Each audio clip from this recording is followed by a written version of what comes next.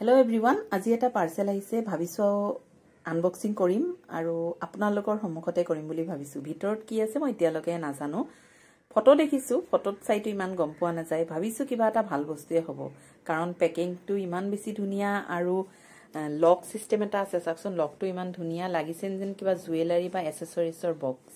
বহুত বেছি ধুনিয়া আৰু বক্সও যিমান ভাল লাগিছে ভিতৰটো লাগিছে বহুত ভাল বস্তু এটাই হ'ব আহকচোন ওপেন কৰি দেখুৱাও কিনো আছে সাক ওপেন ও মাই গড ইমান ধুনিয়া লাগিছে আৰু ষ্টিল মানে খুব ভাল কোৱালিটিৰ ষ্টিলৰ স্পুন হয় অকল স্পুনে নহয় ফোক আছে আৰু সৰু সৰু স্পুনো আছে বহুত বেছি ভাল লাগিছে এইকিটা মই ওয়েট কৰি আছিলো কেতিয়া আহিব মোৰ তাত বহুত স্পুন আছে অকল অৰিফ্লেমৰ বুলি নহয় এনে বহুত কথাটো কৈয়ে দিলো যদি এটো মই পাইছো অৰিফ্লেমৰ পাৰ 24 পিস হয়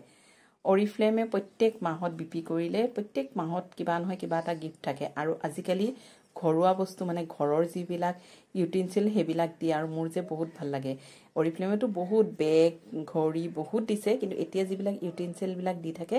বহুত ভাল লাগে আমাৰ লেডিজ খিনিৰ বহুত কামত আহে মোৰটো বহুত গিফট আছে কেতিয়াবা সময় পালে গুটেইখিনি আপোনালোকৰ লগত শেয়াৰ কৰিম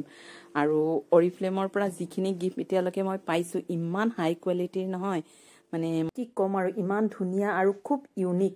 হেখিনি লগত কোনো বেলেগ তুলনাই নহয় যিসকলে পাইছে তেওঁলোকেটো গমে পায় আপোনালোকৰ বাৰু কেনেকা লাগিছে কমেন্ট কৰি জনাবচোন যদি ভাল লাগে লাইক এটা কৰি দিব আৰু আপোনালোকে যদি পাব বিচাৰে মোক কমেন্ট কৰি জনাব মই আপোনালোকক ডিটেইলছ